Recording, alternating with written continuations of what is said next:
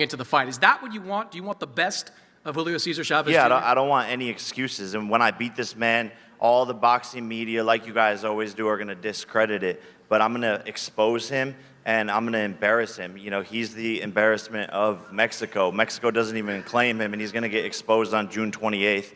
And then the boxing media will have all these excuses. But I don't want them to be having these excuses because they say he's training hard. They say this is the most focused he's ever been.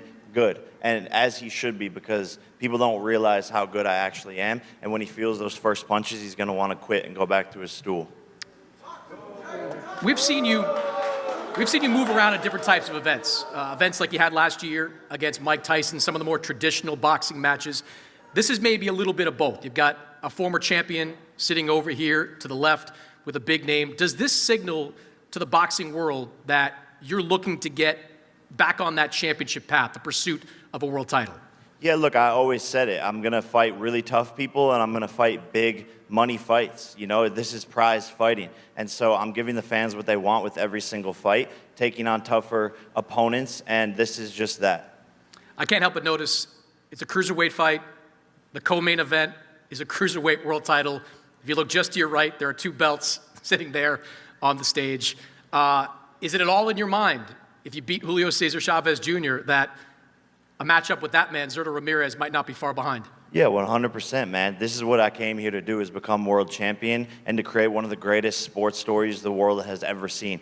Going from Disney Channel to YouTube to world champion in 6 to 7 years, that's the most relatable and best sports story that any kid can get behind, and that's what I'm here to do, is inspire the next generation and do what no one's ever done before in the world's hardest sport, which is boxing. You faced some hostile environments in the past, the Nate Diaz fight being one of them, but this might be the most hostile you've walked into. Southern California, 2 Mexicans on the card. What do you think about fighting in this type of atmosphere?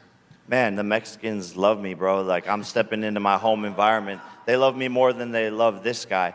You know, Mexico doesn't even claim him, so that's just the way it is. And I love my Mexican fans, and they've always been rocking with me since day one. And I'm going to show him who the real Mexican warrior is. All right.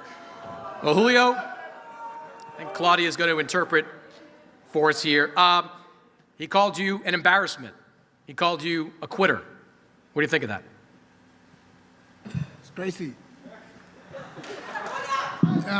Jake is crazy. I think he's overrated. You know, he's don't fight anybody in his life. You know, he's fighting old Mike Tyson.